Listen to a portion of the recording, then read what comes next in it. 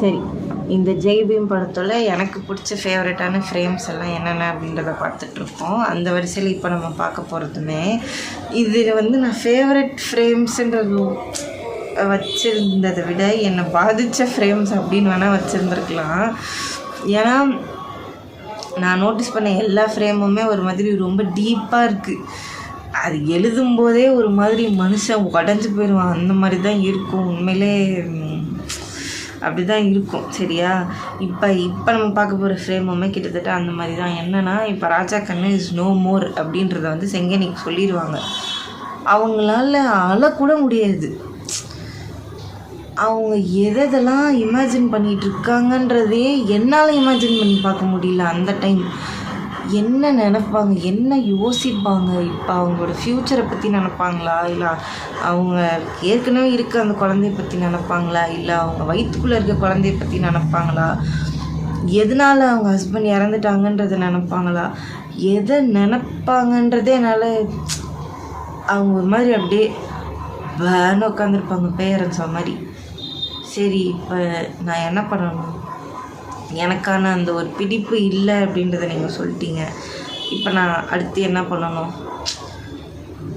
அந்த ஒரு ஃப்ரோசன் ஸ்டேட்டில் இருப்பாங்க. அவங்க அப்படியே சுற்றி இருக்க எல்லாருமே சத்தம் போட்டு அழுவாங்க, எல்லாம் பண்ணுவாங்க.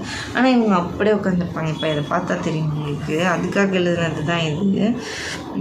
என்னென்னா, கண்களில் காதலும் நீ விட்டு சென்ற நினைவுகளும் நிறைந்ததால் கண்ணீர் வர வழியின்றி அது மீண்டும் உள்ளே சென்றது. இப்போது அதான் இது திருப்பி ஒரு வாட்டி நான் படிக்கிறேன். மேபி புரியலையோ அது எனக்கு கரெக்டாக தெரியல. கண்களில் காதலும் நீ விட்டு சென்ற நினைவுகளும் நிறைந்திருந்ததால். இப்போது கண்ணுக்கு இருக்க ஒரு பர்பஸ் என்ன? பார்க்குறது. அது இல்லாமல் இன்னொன்று என்ன? அழுவுறது. சந்தோஷத்துலேயும் துக்கத்துலேயும் எதுலையாக இருந்தாலும் அழுவுறது. இப்படி நான் எதை பார்க்குறேன்னு எனக்கு தெரியல. நான் ஏதோ ரீலிவ் பண்ணிகிட்ருக்கேன். நான் அவங்க கூட இருந்த அந்த மூமெண்ட்ஸ் எல்லாம். ஏன்னா அந்த என்னோடய லவ் அங்கே தான் இருக்குது. நம்ம கண்ணில் இருக்குது நம்மளோட லவ். அந்த லவ் எல்லாம் உங்களோட மெமரிஸ் எனக்கு ரீகலெக்ட் பண்ணிகிட்ருக்கு என் கண்ணுக்குள்ளே. அப்போ எனக்கு அழுவணுமா என்னன்றது கூட தெரியல. இப்போ ராஜா கண்ணு நீங்கள் இல்லைன்னு சொன்னதுக்கப்புறம் அதனால் இப்போ அந்த கண்ணீர் வருது. கண்ணீருக்கு முன்னாடி அந்த லவ், அந்த மெமரிஸ் அதெல்லாம் இருக்கிறதுனால சரி இப்போதைக்கு நம்மளால் வெளியே போக முடியாது, நம்ம திருப்பி உள்ளே போகலான்னு வந்த கண்ணீர் கூட திருப்பி உள்ளே போயிடுச்சு. எனக்கு வெளியே கூட வரல.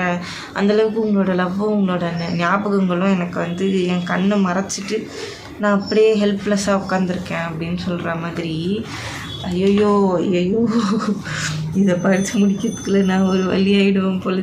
திருப்பி அந்த நான் சொல்கிறது அப்போ நான் என்ன ஒரு மனநிலையில் பார்த்தேன். நான் எப்படி சொல்கிறது, எப்படி இந்த ஃப்ரேமெல்லாம் நோட்டீஸ் பண்ணி நான் இதை மட்டும் பர்டிகுலராக ஃபோட்டோ எடுத்தேன், இதை எடிட் பண்ணி எழுதினேன் அப்படின்றது எல்லாமே எனக்கு இப்போ ரீகலெக்ட் ஆகுது. எனக்கு ஒரு மாதிரி பதட்டமாக இருக்குது.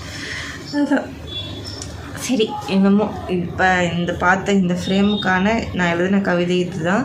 இது உங்களுக்கு பிடிச்சதா, இல்லை நான் சொன்னது புரிஞ்சுதா அப்படின்றத கமெண்ட்ஸில் சொல்லிட்டு போங்க. அண்ட் உங்களுக்கு ஏதாவது கஸ்டமைஸ்ட் கவிதைகள் தேவைப்படுது அப்படின்னா நம்மளோட இன்ஸ்டாகிராம் பக்கத்துக்கும் நம்மளோட யூடியூப் கமெண்ட் செக்ஷன்லையும் கேளுங்க, நான் உங்களுக்காக எழுதி தரேன். அண்ட் நம்மளோட மெயில் ஐடி கூட இருக்குது. இதை நான் சொன்னதே கிடையாது போல் எந்த ஒரு இதுலேயுமே. மெயில் ஐடி தான் ஆனால் போட்டுட்ருக்கேன். மெயில் ஐடிக்கு மெயில் பண்ணுங்கள், எதுவாக இருந்தாலும் நான் எழுதி தரேன். மறக்காமல் நம்ம சேனலை சப்ஸ்கிரைப் பண்ணிவிடுங்க. இந்த வீடியோ லைக், ஷேர், கமெண்ட் நானும் பண்ணுங்கள். அடுத்த வீடியோவில் பார்க்கலாம்.